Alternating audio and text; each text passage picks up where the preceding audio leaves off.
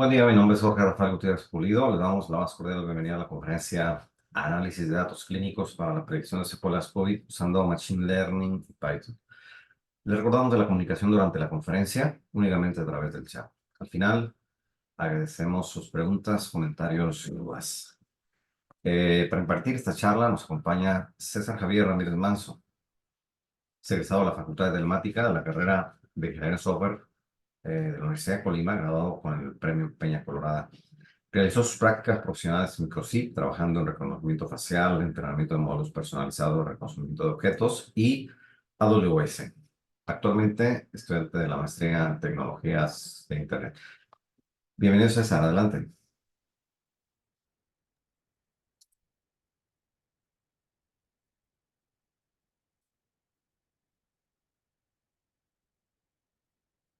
¿No te escuchamos, César?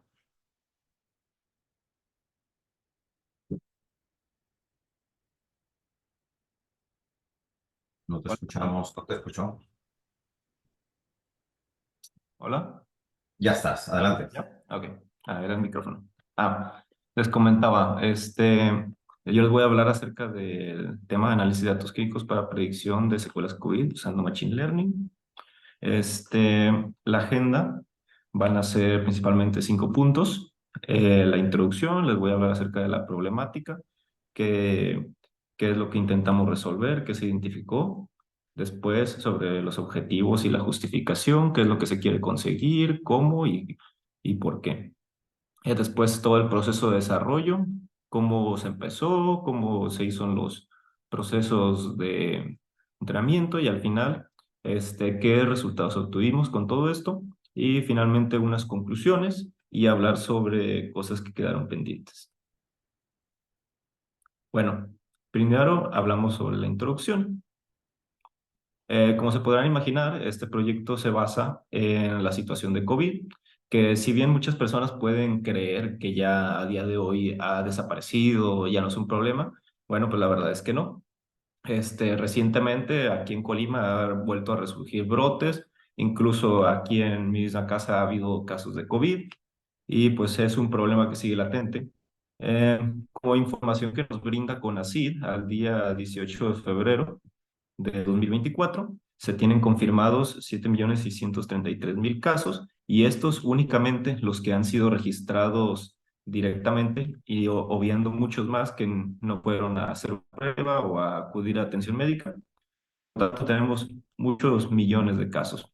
Y de acuerdo a lo dicho por la revista científica Nature de López, se estima que de todas las infecciones, al menos el 80% de estas contagian siquiera una de las cuales hay 55 destacadas como las más comunes. Estas 55 secuelas las podemos ver en esta imagen de la derecha, en el cual se puede ver que del 80% de las personas que desarrollan al menos una, puede incluir en su mayoría fatiga con el 58%, dolor de cabeza, anosmia, pérdida de cabello, dolor, entre muchas otras más, otras menos. Si tomamos en cuenta los datos brindados por CID y con la información de la revista Tour, tenemos aproximadamente 106.000 personas que han desarrollado al menos una escuela, lo que es aquí en México. Ahora, objetivos y justificación.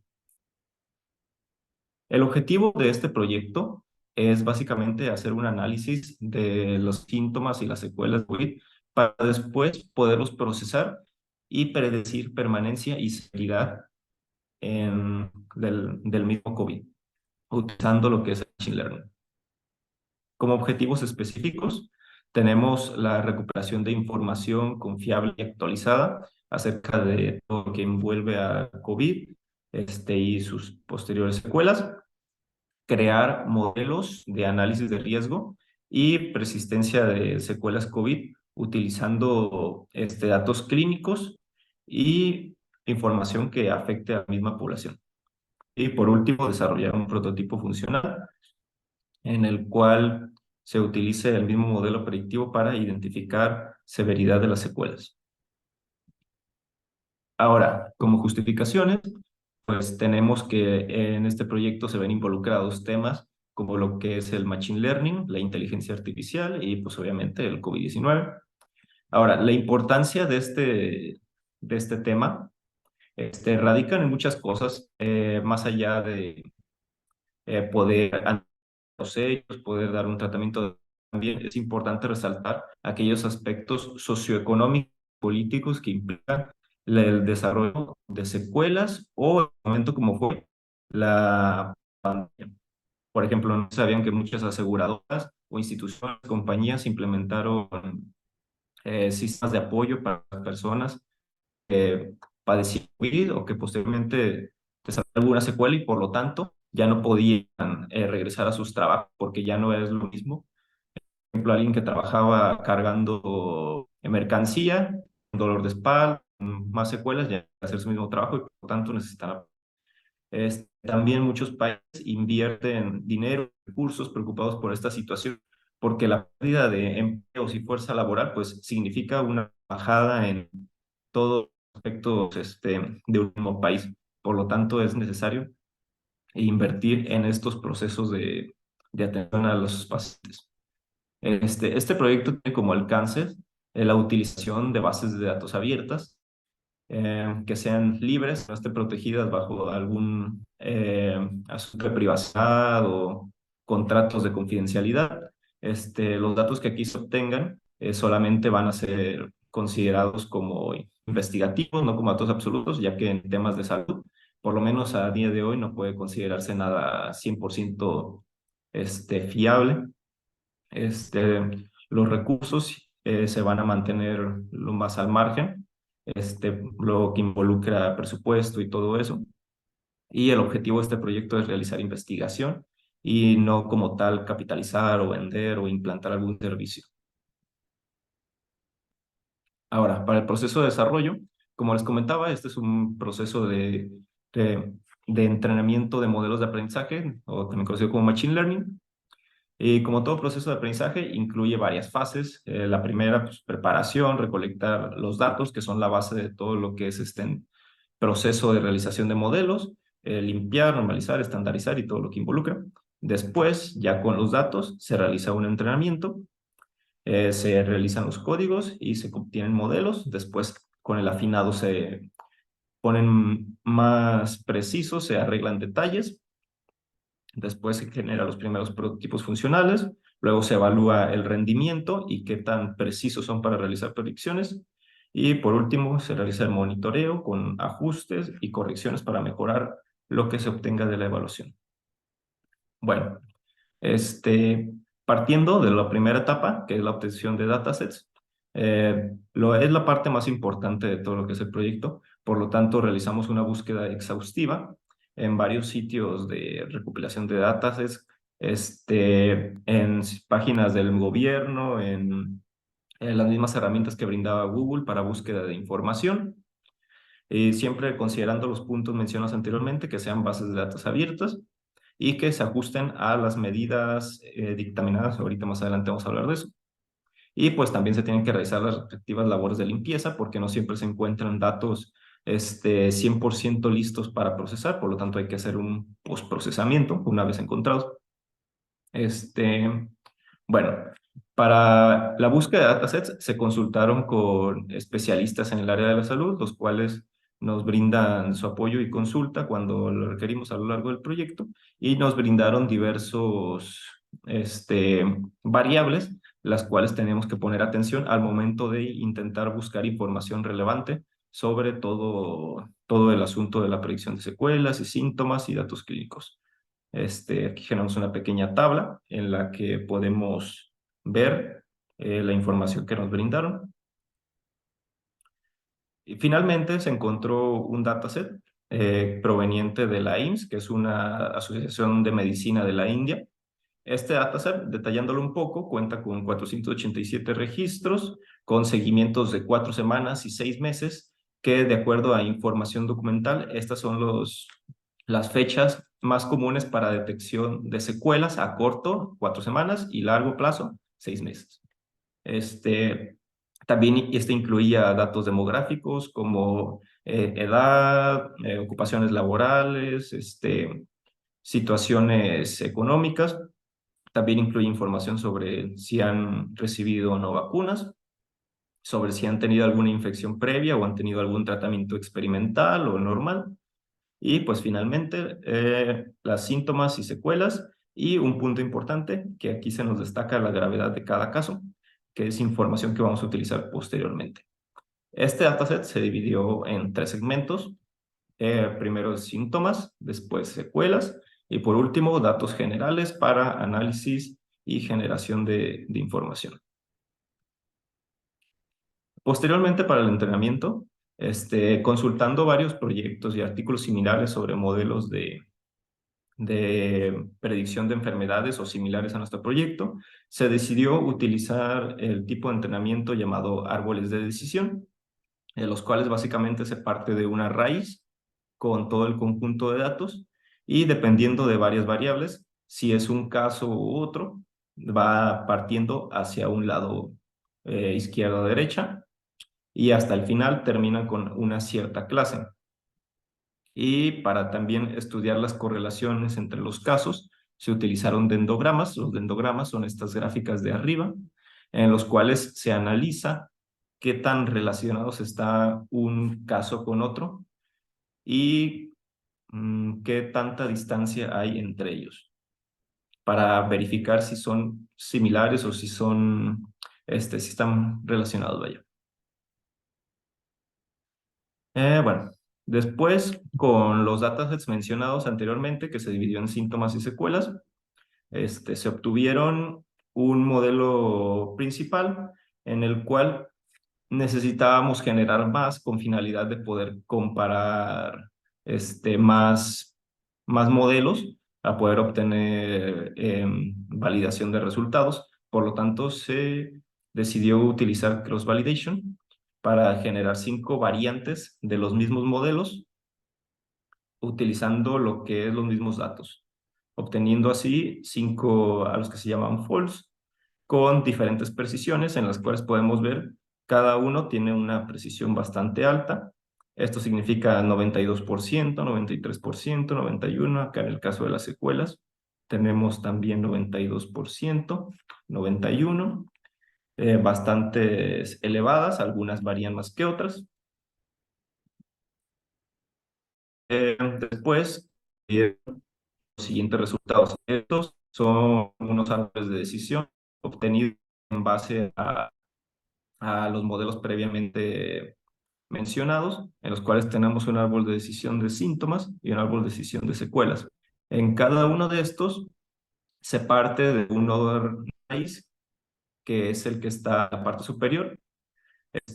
No se alcanza a apreciar aquí, pero cada uno de estos nodos incluye la información en la que se va partiendo cada vez que toma una decisión. En cada uno de estos se incluye un síntoma o un padecimiento en el cual, de acuerdo a uno, va partiendo hacia un lado o hacia el otro, en caso de que haya o no haya. Como podemos ver en cada uno de estos árboles de decisión, tenemos cajitas con colores. Cada uno de estos simboliza un tipo de gravedad de secuela, en los cuales las verdes significa gravedad leve, bueno, moderada, las como naranjas indica gravedad severa y las que son como moraditas indica gravedad crítica. Como podemos ver, las cajitas moradas son las que indican la gravedad crítica, son menores, se incluyen en menor cantidad porque son los casos más específicos, más severos, en los cuales solamente se dan bajo ciertas circunstancias y en su mayoría predominan las situaciones moderadas. Ahora, en tantos dendogramas, se generaron 2 dendogramas, uno para síntomas y otro para secuelas. Como les mencionaba, estos dendogramas hacen referencia a correlaciones entre diversos datos. Cada uno de estos datos, que son los que se encuentran en la parte inferior, indica un paciente. Cada uno de los pacientes se relaciona con otros En cierta medida, unos más, otros menos. Esto es lo indicado por el eje de las Y. El eje de las Y se les llama distancia euclidiana y entre mayor sea esta, significa que la relación va a ser mayor o si es más pequeña va a ser menor. Como podemos ver en el dendrograma de los síntomas, la distancia de los grupos, los primeros grupos, es bastante reducida en comparación con los dendogramas de las secuelas, en los cuales se aprecia que son un poco más altos. Esto indica que existe una mayor relación entre los casos de síntomas que los casos de secuelas que se encuentran más dispersos y por lo tanto varían más. Ahora, pasando con los modelos previamente mencionados, los 5 modelos generados se crearon matrices de confusión normalizadas. Estas matrices indican la cantidad de aciertos que se tienen para cada uno. Por ejemplo, en la primera matriz podemos ver cómo los casos verdaderos y positivos tienen que estar en la línea diagonal. Por ejemplo, en este de aquí vemos que el cuadro de arriba a la izquierda se encuentra prácticamente con el 100%, es decir, el 1. Eso significa que todos los casos fueron acertados correctamente. Después, el siguiente punto en diagonal, que es el de abajo a la derecha, vemos que varía un poco más con 0.67, es decir, que solamente el 67% de los casos fueron predichos correctamente. Podrá notar que hace falta una línea a diferencia de los demás. Esto es así debido a que en el dataset se incluían pocas variables de lo que es el tercer caso, la tercera clasificación, que es la gravedad crítica. Por lo tanto, en ese entrenamiento no hubo casos en la tercera categoría, por lo tanto, desapareció directamente. Pero en los demás casos podemos apreciar cómo si se incluye en la tercera categoría. Y como les mencionaba anteriormente, la diagonal principal, la que es decir de arriba a la izquierda, tiene que ir hacia abajo a la derecha, esto indicando que se predijeron correctamente todos los casos. Por lo que podemos concluir que el mejor modelo en esta situación fue el segundo, aunque hizo falta la tercera categoría, pero en todas las demás se obtuvieron mejores resultados. Ahora, en el caso de las secuelas, aquí se ven un poco más marcadas las predicciones. Como les mencionaba, entre más oscuro esté la diagonal central, eso significa que se predijeron correctamente las 3 clases. Por lo tanto, la imagen de aquí abajo a la derecha, como podemos apreciar, predijo correctamente prácticamente todas las clases con una pequeña variación en la sección de la segunda clase, que esta era la de gravedad severa. Ahora, esto es un diagrama ROC junto con área bajo la curva. En estos diagramas podemos apreciar cómo es que se desarrolla la fiabilidad de nuestros modelos. Estos básicamente hacen referencia a que entre más cerca esté la línea, si se fijan, cada una de las categorías está marcada por un color y hay una línea en el centro. Esta línea en el centro es la línea base en la cual hace referencia a que entre más cercas estén las líneas del color de la línea de centro, es prácticamente la misma confiabilidad que si se hubieran predicho aleatoriamente. Si hubieras tomado un cierto número de casos y hubieras dicho, pues yo creo que este va a ser tanto, por base del azar, sería más o menos lo mismo que utilizar el modelo en ese caso. Y entre más tiendan hacia el 1, hacia arriba a la izquierda, en el eje de las Y, significa que el modelo predijo acertadamente ¿cómo se llaman? Las categorías.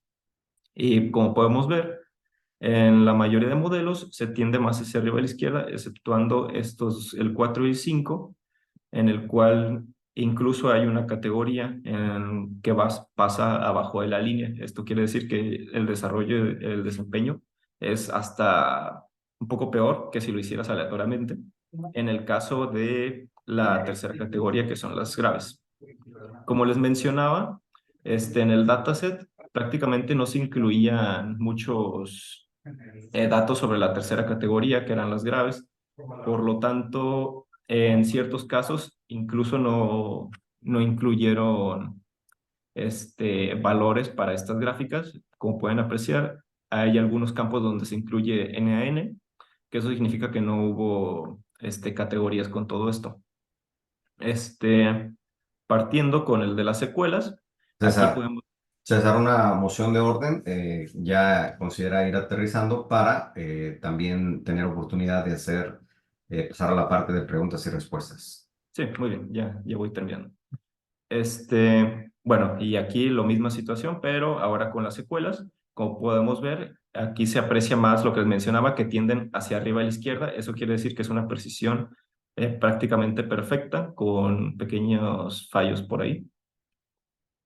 Ahora, como conclusiones, podemos concluir que es posible predecir gravedad de síntomas y secuelas con una precisión aproximada del 90%, uno para los síntomas y el 95% para las secuelas. También podemos concluir que entre mayor volumen de registros y conjunto de datos, se mejora la precisión y se puede obtener mejores resultados. Los síntomas en general se desempeñaron peor para la tercera clase, que es la gravedad crítica. Y para las secuelas, se tiene una precisión muy alta en todas las categorías. Por último, los árboles de decisión muestran muy pocos casos de gravedad crítica de COVID y con condiciones muy específicas.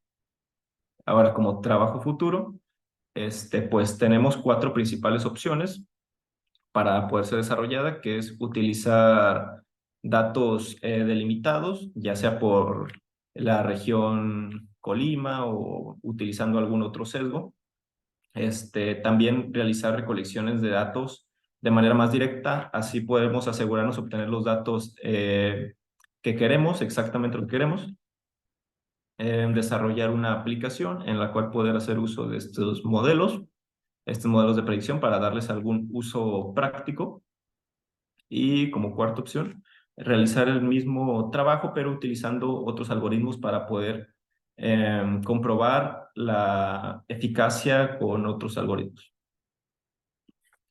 Y eso es todo de mi parte. Muchas gracias. Eh, Aquí agrego mi contacto por si hay alguna duda o alguna pregunta. Muy bien, muchas gracias. Ya tenemos una pregunta. Esperamos, por favor, más preguntas para poder interactuar con César. Mencionabas, para empezar, me gustaría dar inicio con la primera. Mencionabas algo de especialistas. ¿Son médicos los especialistas que te auxiliaban?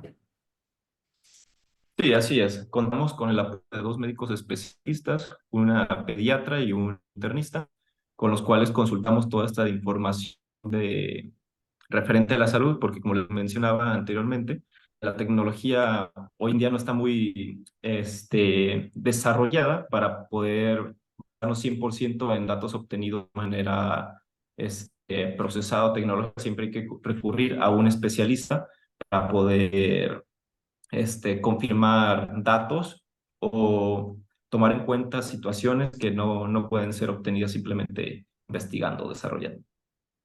Muy bien, muchas gracias. ¿Regresa alguna lámina? Aquí también la intención pues es invitar a los estudiantes de la ingeniería para que se integren. Este proyecto tiene una audiencia objetivo pues muy específica, es en el área de la salud. Nosotros no somos médicos, pero César, para este proyecto, pues además de la asesoría con la que cuenta aquí en la facultad, pues tuvo también estos asesores externos de gran valía, ¿no? Para los estudiantes, no solamente desarrolló una aplicación, sino, es decir, quizás la palabra aplicación de idea, ¿no? De móvil, pero en realidad hay muchas oportunidades. Podría ser en el web, podría ser de escritorio, etcétera. Son oportunidades en las cuales los invitamos a integrarse. Es trabajo que todavía hay por hacer. Tenemos una pregunta de Irma Lisset. Te felicita, proyecto muy interesante. Dice, ¿cuál es el mayor reto que enfrentaste durante el desarrollo del proyecto?